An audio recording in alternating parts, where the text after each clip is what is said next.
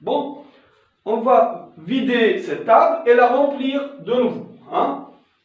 Le 1 et le epsilon, on ne va pas faire géométriquement le 1 et le epsilon. Hein. Par contre, on va faire géométriquement le qui 3, le qui 3' et le qui 5. Ok? Donc, comment faire? Donc, si on a bien compris, bon, on n'a plus besoin du fixe moins 1. Ok? Par contre, on a besoin de la représentation. Ok? Graphe d'une représentation. Bon, S4, on sait que, on peut le voir S4 géométriquement. S4, c'est soit le groupe des rotations du cube, ou le groupe des isométries du tétraèdre, hein, tétraèdre régulier. Je répète, is plus, c'est les isométries positives du cube, ça fait des rotations. Hein, ça fait des rotations. Bon, les rotations du cube, il y a beaucoup, hein, il y en a 24. Mais on peut les séparer en catégories. Donc, ceux de rotation d'axe, disons d'ordre 4. Ok, ça veut dire face-face. Vous tournez, ok, par rapport au centre d'une face. Ok, j'appelle ça type 1. Type 1, donc rotation autour de l'axe d'une face. Ça sera ordre 4, peut-être ordre 2 si on fait des carrés. On peut aussi faire sommet-sommet. Sommet-sommet, ça veut dire vous prenez le sommet et le sommet opposé et vous tournez comme ça. Attention, ça c'est un axe d'ordre 3. Pourquoi 3? Le premier d'ordre 4. Celui-là d'ordre 3, c'est un peu bizarre. Hein? Donc, si vous regardez ce sommet, il est connecté à 3 autres sommets, ok, qui font distance 1. Distance 1, distance 1, et il y en a un derrière, distance 1. Donc, en fait, un sommet, il admet 3 voisins. J'appelle ça des sommets voisins. Sommets voisins, ça veut dire qu'ils font une distance 1 par rapport à ce sommet-là. Ok, donc maintenant, si vous tournez comme ça, les voisins vont s'envoyer sur eux-mêmes. Ok, donc si les 3 voisins tournent ensemble et les 3 voisins en bas tournent ensemble aussi. Ok, donc attention, ces axes sommet-sommet en fait vont créer des rotations d'ordre 3. Hein. Donc angle de pi sur 3, attention, plus ou moins de pi sur 3, on peut tourner dans un sens ou dans l'autre. Il y en a d'autres. On peut aussi tourner par rapport à l'arête et l'arête opposée. Hein. L'arête et l'arête opposée. L'arête et l'arête opposée. Donc l'arête, 1,5, s'envoie en 1,5. Hein. Distance 1,5, distance 1,5. Ok, donc il y a deux demi-voisins si vous voulez. Demi-voisins, tout milieu ici, à 2 sommets, demi-voisins disons. Hein. Ok, donc rotation d'angle 180. Hein. Rotation d'angle 180, on appelle ça demi-tour ou retournement si vous voulez. Hein. Donc c'est rotation d'angle pi. Rotation d'angle pi. Ok, donc l'arête, elle est globalement invariante par rotation d'angle pi. Mais tout le cube, en fait, tout le cube est invariant par rotation. Hein. Donc, qu'est-ce que ça veut dire isométrie du cube? Isométrie du cube, ça veut dire les rotations, ou peut-être isométrie négative, hein, déplacement, anti-déplacement si on travaille en affine, qui conserve globalement le cube. Hein. D'accord? Donc ici, on s'intéresse à is plus. Is plus, c'est les rotations. Hein, c'est les rotations. Peu importe affine ou vectorielle, mais je ne peux pas entrer dans ces détails-là. Donc j'ai un troisième type maintenant. Donc j'ai un type face-face. J'ai un type, sommet-sommet. Et j'ai un type arête-arête. Arête et arête opposée. Hein, milieu d'arête et milieu d'arête opposée. Sommet et sommet opposé, face et face opposée. Hein, 3 types, pardon. Donc 3 types de rotation. Donc tout ça pour faire quoi? Donc un sigma appartient à S4 Donc le S4, on le voit comme is plus du cube.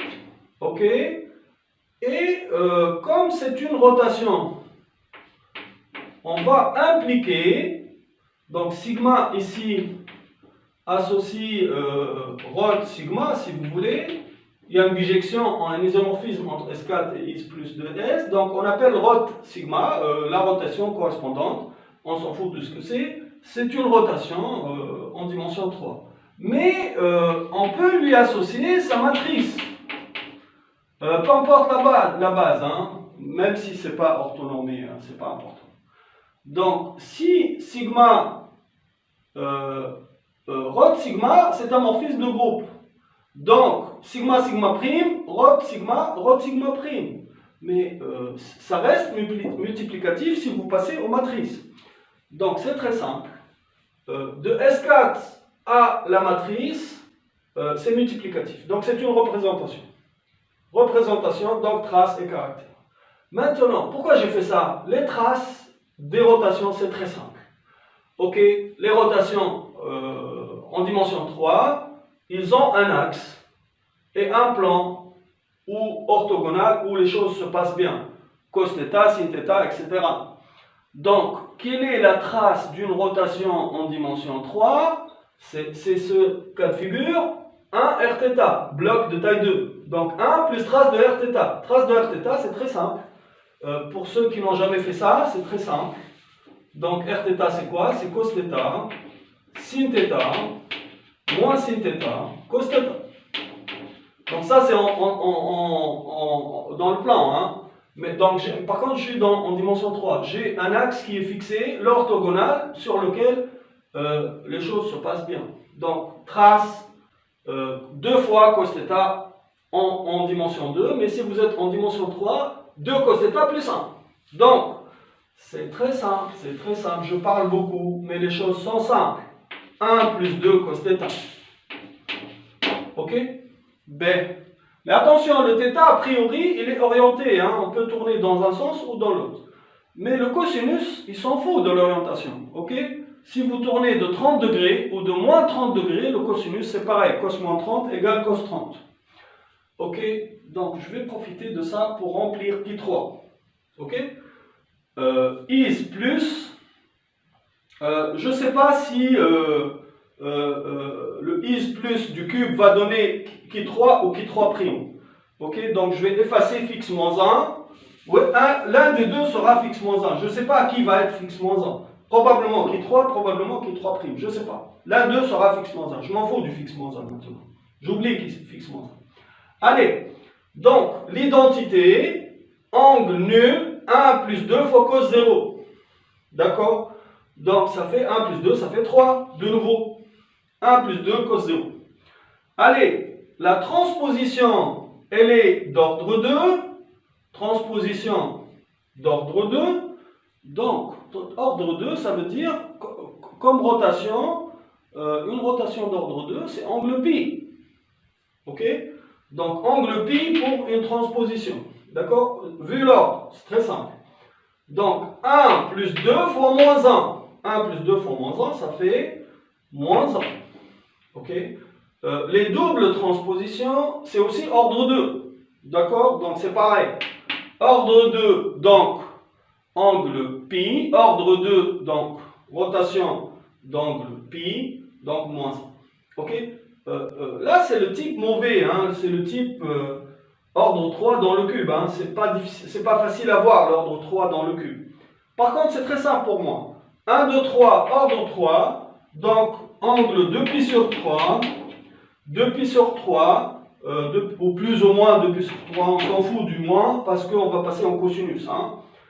Ça, c'est le J. Hein. Ça, c'est le complexe J. Le complexe J, c'est moins 1,5 plus pi racine de 3 sur 2. Donc, le cosinus, c'est moins 1,5. Ok? Donc, c'est très simple. Je répète. Angle 2π sur 3. Complexe J. Partie réelle, c'est moins 1,5. Moins 1,5, c'est le cosinus. Ok? Donc, c'est très simple. 1 plus 2 fois moins 1,5. 1 plus 2 fois moins 1,5. Ok?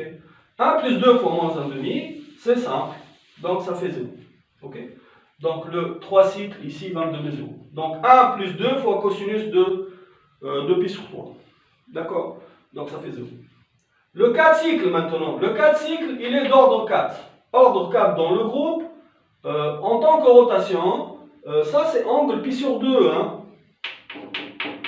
Angle pi sur 2 ou 90, le cosinus il est nul. Hein. Plus ou moins pi sur 2, mais on s'en fout. Modulo de pi, hein, ça n'a pas beaucoup d'importance. Ok, ici.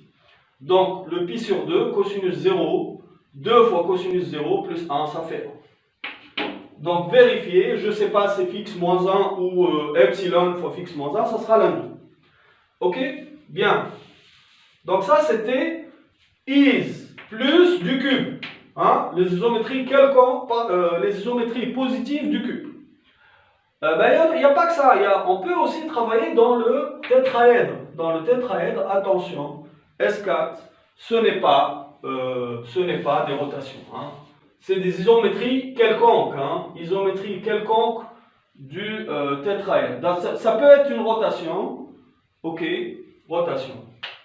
Ça peut être une réflexion en dimension 3. Une réflexion, ça veut dire quoi? Ça veut dire un plan dimension 2 qui sera fixé, tout un plan qui est fixé point par point, et l'orthogonale qui est inversée. Moins 1, diag de moins 1, 1, 1. Donc, diag de moins 1, 1, 1. Si vous passez à la trace, c'est pas méchant. Moins 1 plus 1 plus 1. Ça fait 1. Donc, les réflexions, ça, ils donnent 1 en trace. Ici, c'est le 1 plus 2 cos θ de tout à l'heure, c'est le même. Mais c'est méchant un peu, ici. Il y a un autre type. On peut faire un produit de réflexion et de rotation. Ok? Réflexion, rotation. Hein? Réflexion, rotation. Réflexion, rotation. C'est le cas méchant des isométries négatives vectorielles. Hein? Ok? Donc, si vous multipliez ces deux types, vous obtenez moins 1 Rθ. Ok? Vous remarquerez qu'ils commutent. Hein? Par bloc, ça commute. Par bloc, ça commute. Donc, il y a un troisième type, c'est moins 1, c'est les réflexions en rotation. Ok? Sinon, tout le reste est facile. Ok? Allez. Donc, réflexion en rotation, c'est pas 1 plus cos θ, c'est 1 plus 1 moins 1 plus 2 cos θ. Moins 1 plus 2 cos θ comme trace. Ok? Allez. Donc, on va remplir le qui 3' maintenant. Donc, l'identité, certainement, ça sera une rotation. Ok? Donc, angle nul. Ok? Donc, 1 plus 2 cos θ, c'est comme tout à l'heure, 3. Transposition 1, 2. Hein. Je vais réfléchir, qu'est-ce que ça veut dire transposition 1, 2? Attention, où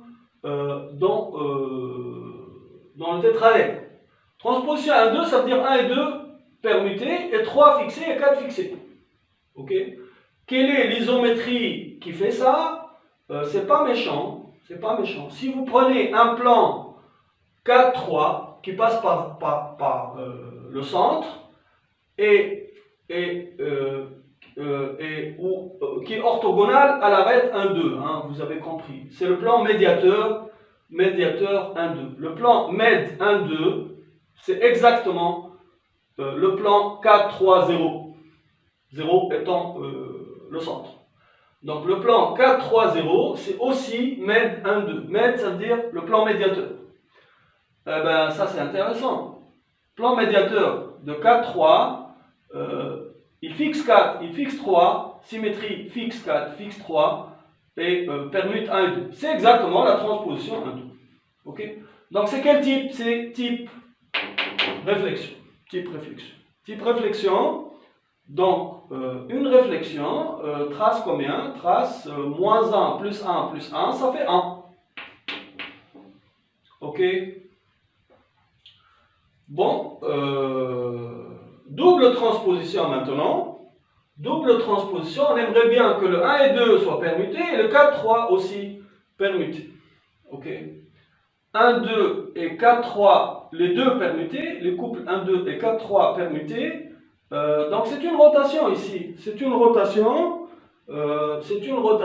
autour des milieux des arêtes. 1, 2 et 4, 3 permutés. C'est une rotation qui envoie 1 en 2 et 2 en 1, 4 en 3 et 3 en 4. C'est une rotation d'angle pi.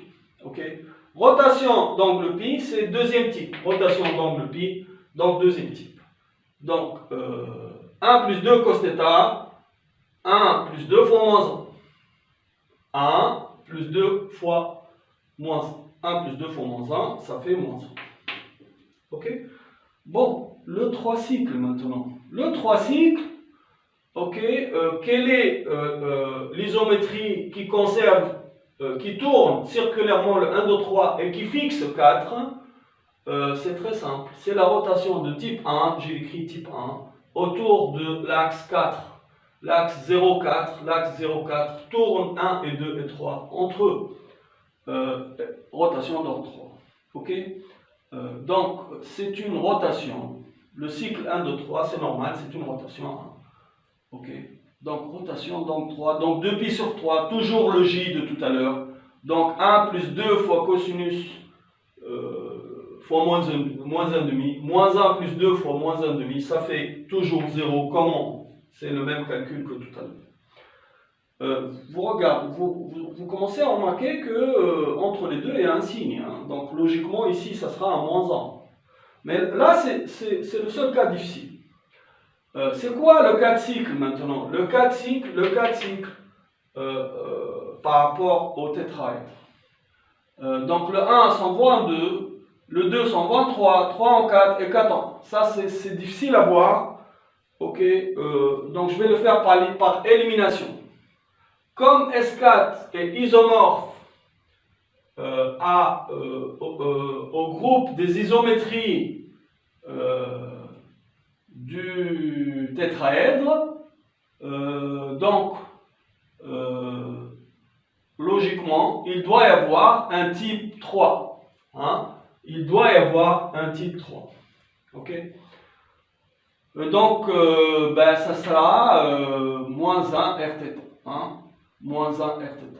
Bon, comment déterminer θ? Toujours avec l'ordre. Hein? Toujours avec l'ordre. L'ordre 4. L'ordre 4. Moins 1 Rθ, je veux qu'il soit d'ordre 4. Ça veut dire puissance 4 égale identité. Puissance 4, le moins 1, bloc 4, bloc puissance 4. Moins 1 puissance 4, ça fait 1. Le Rθ, il doit être d'ordre 4. Donc le θ, ça doit être pi sur 2 ou moins pi sur 2. Hein. Donc réflexion, rotation, ce dernier cas, ça sera réflexion, rotation. Ok. θ congru à plus ou moins pi sur 2.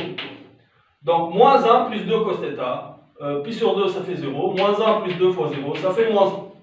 Donc toujours le moins 1, compromis, c'est très simple, c'est le epsilon fois qui 3 qui va donner 1 fois moins 1, ok, d'une autre manière, géométrique.